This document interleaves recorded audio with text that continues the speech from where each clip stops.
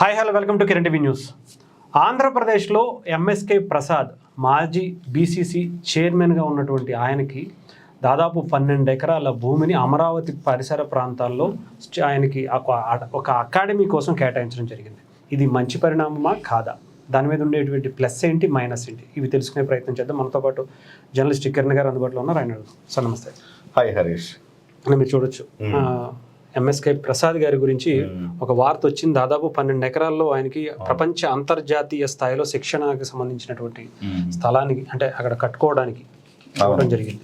దీంట్లో మంచి ఏంటి, చెడు ఏంటి? ఫస్ట్ మంచి. హరీష్, అసలుకి 12 ఎకరాల స్థలం ఇవ్వడం కరెక్టా కాదా? అంతర్జాతీయ క్రికెట్ అకాడమీ అవసరమా కాదా అంటే ఖచ్చితంగా అంతర్జాతీయ క్రికెట్ అకాడమీ అవసరమే. వాస్తవానికి మనము క్రీడల మీద పెట్టే ఖర్చు చాలా తక్కువ ఇతర దేశాలతో పోలిస్తే. ఖచ్చితంగా మనం క్రీడల కోసం ప్రోత్సాహకాలు ఇవ్వాలి. సో ఖచ్చితంగా మనము ఆ రకమైన సౌకర్యాలు కూడా కల్పించాల్సిన బాధ్యత ఆంధ్రప్రదేశ్ కాదు దేశవ్యాప్తంగా ఉంది.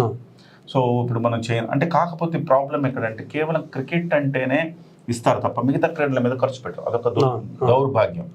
ఇప్పుడు మనం ఒలింపిక్స్కి వెళ్ళాము. ఒలింపిక్స్కి వెళ్తే ఎంతమంది మనకి పథకాలు గెలుచుకొస్తున్నారు? అట్లా అని చెప్పి మన దగ్గర ప్రతిభావంతులు లేరా? 150 కోట్ల మందిలో ప్రతిభావంతులే లేరా? ఎందుకు ఫోకస్ చేయట్లేదు? అనవసరమైన వాటి మీద ఎందుకు ఫోకస్ చేస్తున్నాం? చైనా లాంటి దేశాలు, జపాన్ ఎంత చిన్న దేశం అండి. జపాన్ లాంటి దేశాలు కొన్ని కోట్ల రూపాయల ఖర్చు పెట్టి క్రీడాకారులను తయారు చేస్తున్నాయి. జిమ్నాస్ట్స్ కానీ లేకపోతే ఇతరత్ర క్రీడల్లో వాళ్ళందరూ కూడా పథకాలు సాధిస్తున్నారంటే రీజన్ ఏంటంటే అలా ఆయా ప్రభుత్వాలు ఇచ్చే ప్రోత్సాహకాలు. సరే, మన దగ్గర ఇతర క్రీడలకి అసలు దేశవ్యాప్తంగానే లేదు. అట్లీస్ట్ క్రికెట్ మీద అయితే బాగా ఉంది కదా. అనేక మంది క్రికెటర్లు ఇప్పుడు ఐపీఎల్ లాంటివి రావడం వల్ల అనేక మంది క్రికెటర్లకు మంచి భవిష్యత్తు వచ్చింది.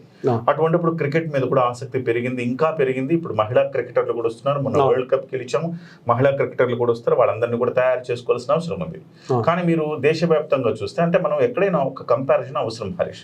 సో మనము ఆ కంపారిజన్ ఏంటంటే ఇప్పుడు దేశవ్యాప్తంగా చూస్తే ఒక ముంబై అనేది ఎక్కువ సార్. ఇప్పుడు మన క్రికెట్లో ఆస్ట్రేలియా ఉమెన్స్ క్రికెట్ టీంలో చూస్తే ఆస్ట్రేలియా ఎందుకు అంత అన్నిసార్లు విజయం సాధించిందంటే వాళ్ళకి ఆ రకమైన సౌకర్యాలు కల్పించారు. ఉమెన్ క్రికెటర్లు ఎందుకు ఇంతకాలం పట్టిందంటే ఇందులో మనం మిథాలీ రాజ్ లాంటి వాళ్ళ గురించి కూడా చెప్పుకోవాలి కదా. మిథాలీ రాజ్ లాంటి వాళ్ళు పాపం ఎన్నో రోజులు శ్రమ కోర్చి అసలు ఫీజులు లేకుండా, షూస్కు డబ్బులు లేకుండా, ప్రాక్టీస్ స్టేడియంలు లేకుండా ఎన్నో కష్టాలు కోర్చి ఇవాళ చిన్నగా ఇంతింతే ఒట్టుడింతే ఉన్నట్టుగా ఇవాళ మహిళా క్రికెట్ ఎదిగి వరల్డ్ కప్ దాకా వెళ్ళింది. సో సౌకర్యాలు అనేవి ఖచ్చితంగా కల్పించి తీరాలి. ఆ సౌకర్యాల కల్పనలో మన దేశంలో చూస్తే కూడా ముంబై లాంటి ప్రదేశాల్లో ఉండే సౌకర్యాలకు మనకి ఇక్కడ తెలుగు రాష్ట్రాల్లో ఉండే సౌకర్యాలకు చాలా తక్కువ. తెలుగు రాష్ట్రాల్లో ఒక మంచి ఫెసిలిటీస్ ఉండే ఒక అకాడమీ అవసరం ఉన్నది.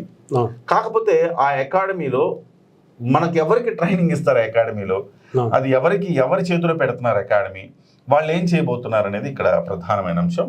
సో ఎంఎస్కే ప్రసాద్ లాంటి వ్యక్తికి వాళ్ళ ఆ పగ్గాలు అప్పగించారు. బట్ అతను దీన్ని ఒక పాజిటివ్గా తీసుకెళ్ళాలి. అతనికి అకాడమీ ఇచ్చిన తర్వాత అతను ఎంతమంది క్రీడాకారులను తయారు చేశారు చూడాలి. ఇవాళ పుల్లెల గోపీచంద్కి అకాడమీ ఇచ్చారు. హైదరాబాద్లో అకాడమీ. ఎంతమంది డబ్బులు లేకుండా ఆయన అకాడమీలో శిక్షణ పొందొచ్చు చెప్పండి? అకాడమీ వచ్చిన తర్వాత పుల్లెల గోపీచంద్ ఏంటి అంతర్జాతీయంగా ఏం అవకాశాలని ఏం తీసుకొచ్చాడు? ఏం తీసుకురాలా? పుల్లెల గోపీచంద్ అనే వ్యక్తి కొత్తగా క్రీడల్ని, కొత్తగా బ్యాడ్మింటన్లు అద్భుతాలు చేసిన పరిస్థితి ఏం లేదు. అకాడమీ తీసుకున్నాడు, అతను నిర్వహించుకుంటున్నాడు, అతని జీవనోపాధిగా మారిపోయింది అది. సో పెద్ద పెద్ద బాగా డబ్బులు ఉన్న వాళ్ళు అతని దగ్గరికి వెళ్ళి శిక్షణ తీసుకుంటున్నారు. అతను 4 రూపాయలు డబ్బులు సంపాదించుకుంటున్నాడు. గవర్నమెంట్ ఇచ్చిన స్థలంలో అతను డబ్బులు సంపాదించుకుంటున్నాడు అంతే. పుల్లెల గోపీచంద్ కావచ్చు, సానియా మీర్జా కావచ్చు, ఎవరైనా కానీ ఇవాళ చేసేది ఏం లేదు. నిజంగా వాళ్ళు అద్భుతమైన వ్యక్తులు అయితే కనుక వాళ్ళ రిజల్ట్ చూపించాలి. ఇవాళ ఎంఎస్కే ప్రసాద్కి ఇచ్చారు. ఎంఎస్కే ప్రసాద్ రిజల్ట్ చూపించాల్సిన అవసరం ఉంది. ఇవాళ 12 ఎకరాల స్థలం ఇచ్చారు హరీష్. 12 ఎకరాల స్థలం అంటే దగ్గర ఒక 60 నుంచి 100 కోట్ల రూపాయలు విలువ చేస్తుంది. ఇప్పుడు ఈ క్షణంలో విలువ ఎంత ఉందో నాకు తెలియదు, కానీ దాదాపు అది ఖచ్చితంగా అయితే ఒక 60 కోట్లు అయితే ఖచ్చితంగా చేస్తుంది. సో 5 కోట్లు ఎప్పుడో ఉండింది, 5 కోట్లు. తర్వాత జగన్ వచ్చాడు. జగన్ రాకముందే 4-5 కోట్లు ఉంది అక్కడ. సో జగన్ వచ్చాడు. జగన్ వచ్చిన తర్వాత ఆఫ్ కోర్స్ దాన్ని అంతా నాశనం చేశాడు. మళ్ళీ ఇప్పుడే మళ్ళీ పుంజుకుంటా ఉంది. సో 60 నుంచి 100 కోట్ల రూపాయల విలువ కలిగిన ఒక స్థలాన్ని ఒక వ్యక్తికి మీరు ఇచ్చారు. సో ఆ వ్యక్తికి ఇచ్చినప్పుడు ఆ వ్యక్తి దాన్ని ఎలా యూటిలైజ్ చేస్తాడనేది కూడా ప్రజలంతా గమనిస్తుంటారు. అంతకుముందు రోజుల్లో కాదు. ఇవాళ ఇవాళంతా కూడా సోషల్ మీడియా వచ్చేసింది. సో సోషల్ మీడియా వేదికగా మంచి అయితే మంచి చెప్తున్నారు, చెడు అయితే చెడు చెప్తున్నారు. ఇవాళ పుల్లెల గోపీచంద్ లాగా లేదా ఇంకోలాగా కాకుండా ఎంఎస్కే ప్రసాద్ ఆయనకి ఇచ్చిన స్థలంలో అంతర్జాతీయ ఫెసిలిటీస్ కల్పిస్తామని చెప్తున్నారు. దాదాపు 1000 మంది స్పోర్ట్స్ స్కూల్, 1000 మంది శిక్షణ పొందగలిగిన స్పోర్ట్స్ స్కూల్ని అతను రెసిడెన్షియల్ స్పోర్ట్స్ స్కూల్ని ఏర్పాటు చేస్తామని చెప్తున్నారు. నిజంగా రెసిడెన్షియల్ స్పోర్ట్స్ స్కూల్ ఏర్పాటు చేస్తే మీకు గ్రామీణ ప్రాంతాల నుంచి కూడా అనేక మంది క్రీడాకారులు ప్రతిభావంతులు ఉంటారు.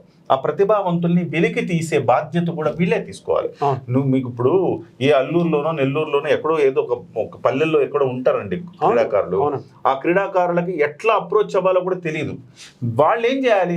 అకాడమీ 1000 మంది స్టూడెంట్స్ తీసుకుంటున్నామంటే, ఇక్కడ 1000 మంది స్టూడెంట్స్ తీసుకుంటున్నామంటే ఆ రెడ్డి కొడుకో, ఆ చౌదరి కొడుకో, ఆ నాయుడు కొడుకో కాకుండా సో ప్రతి ఒక్కళ్ళు మట్టిలో మాణిక్యాలను వెలికి తీయాల్సిన బాధ్యత కూడా తీసుకోవాలి.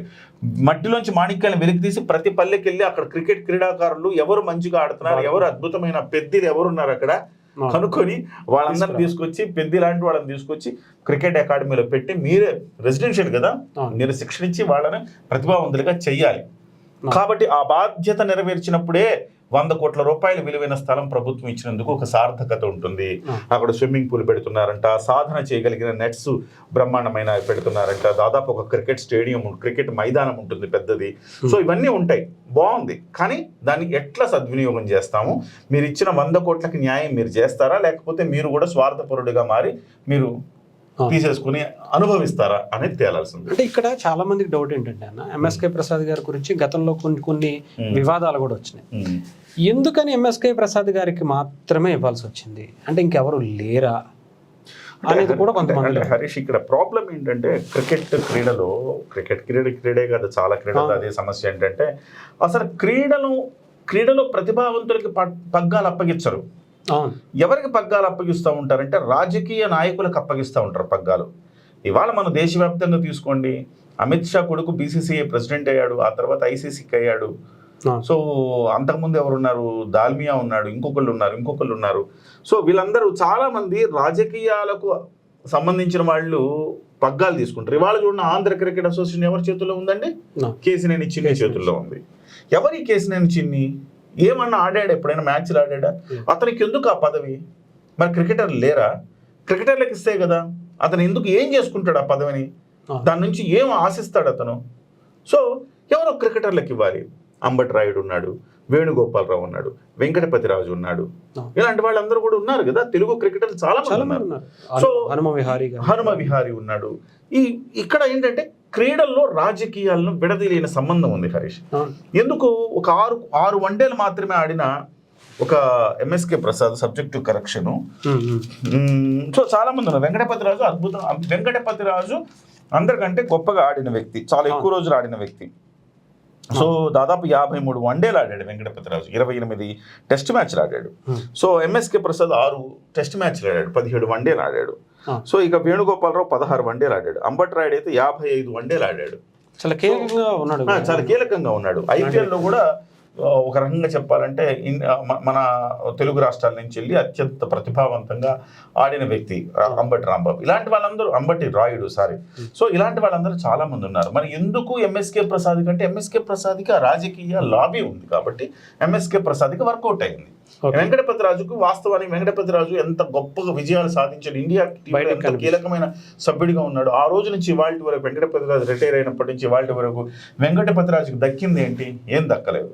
సో కానీ అలాంటిది ఈయన కేవలం ఒక 6 టెస్ట్ మ్యాచ్లు మాత్రమే ఆడిన ఎంఎస్కే ప్రసాద్ బీసీసీఐ ప్రెసిడెంట్ ఎలా అయ్యాడు? సెలక్షన్ కమిటీ చైర్మన్ ఎట్లా అయ్యాడు? సో సెలక్షన్ కమిటీ చైర్మన్ అయ్యాడు. సో సెలక్షన్ కమిటీ చైర్మన్ అవ్వడానికి ఆనాడు వెంకయ్య నాయుడు గారు కారణం. వెంకయ్య నాయుడు గారు నెల్లూరే, ఎంఎస్కే ప్రసాద్ నెల్లూరే, ఇద్దరు ఒకే సామాజిక వర్గానికి సంబంధించిన వాళ్ళు. ఆ రకమైన రాజకీయ లాబింగ్ ద్వారా ఆయన ఎంఎస్కే ప్రసాద్ ఆ స్థాయికి వెళ్ళగలిగాడు. అక్కడి నుంచి వెళ్ళిన తర్వాత అక్కడి నుంచి ఏం చేశాడు? అక్కడ రిటైర్ అయిపోయిన తర్వాత, ఆ పదవీ కాలం అయిపోయిన తర్వాత అదే రాజకీయ లాబింగ్తో ఇవాళ చంద్రబాబు నాయుడు గారు కూడా అతనికి ఆ స్థలాన్ని కేటాయించారు. ఇక్కడ మనం దాన్ని ఏం మరీ భూతద్దల్లో పెట్టి మనం ఏం చూసి విమర్శలు చేయక్కర్లేదు. సో అందులో ఇవాళ బీసీసీఐ ప్రెసిడెంట్ అయిన వ్యక్తికి కూడా నిజం చెప్పాలంటే అతనికి అంతర్జాతీయ క్రికెట్ ఆడిన అనుభవం ఏం లేదు. సో అట్లాంటి వ్యక్తి ఇవాళ బీసీసీఐ ప్రెసిడెంట్ అయ్యాడు. కాబట్టి ఇందులో రాజకీయాలు అనేవి కులము లేకపోతే మతము లేకపోతే రాజకీయం ఇవన్నీ కూడా అనుకోకుండా క్రీడల్లో కూడా కూడా ప్రవేశించి ఉంటాయి, అక్కడక్కడ ఇబ్బంది పెడతానే ఉంటాయి. సో అటువంటిప్పుడు వాటిని మరింత మనం అంటే దుర్బిణి వేసి మనం విమర్శించే పరిస్థితి లేకుండా మనం ఒకటే కోరుకోవాలి, ఎంఎస్కే ప్రసాద్కి వచ్చింది, ఓకే, వెల్ అండ్ గుడ్, 12 ఎకరాలు కేటాయించారు. అందులోంచి ఎంతమంది క్రీడాకారులు మీరు తయారు చేస్తారు, ఆంధ్రప్రదేశ్ రంజీ టీంని మీరు ఏ రకంగా ముందుకు తీసుకెళ్తారు, దేశంలోనే ఈసారి ఆంధ్రప్రదేశ్ రంజీ టీం మరింత ప్రతిభావంతులతో మీరు ఎట్లా నింపగలుగుతారు, అంతర్జాతీయ క్రికెట్కి ఎంతమంది క్రికెటర్ని ఇస్తారు, ఐపీఎల్కి ఎంతమంది క్రికెటర్ని ఇస్తారు అనేది ఒక టార్గెట్ పెట్టుకుని అతను చేస్తే అందరూ చప్పట్లు కొడతాం, లేదా ఇలా ఈ చప్పట్లు కొట్టిన చేత్తోనే అతనికి విమర్శలు కూడా చేస్తాము.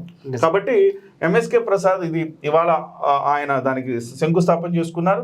ఇళ్ళు అలకగానే పండగ కాదు, ఖచ్చితంగా దానికి సంబంధించి ఎంఎస్కే ప్రసాద్ గారు రిజల్ట్ చూపించాల్సిన అవసరం ఉంది. రిజల్ట్ చూపిస్తే ఎవ్వరు ఎన్ని మర్చిపోతారు, ఎందుకు ఎంఎస్కే ప్రసాద్కి ఇచ్చారు ఇవన్నీ కాదు, ఎంఎస్కే ప్రసాద్ అద్భుతంగా చేశాడు, అందరం చప్పట్లు కొట్టి అభినందిద్దాం. రైట్, నిజమే. ఏదేమైనా సరే గ్రౌండ్లో ఆడటమే ముఖ్యం కాదు, దాన్ని అంటే క్రికెట్లో ఇంకా దాన్ని క్రికెట్ క్రీడను కూడా ముందుకు తీసుకువెళ్ళాలి, 10 మంది నేర్పించాలి అంటే రాజకీయం కూడా తెలిసి ఉండాలని కిరణ్ గారు చెప్పారు. Thank you.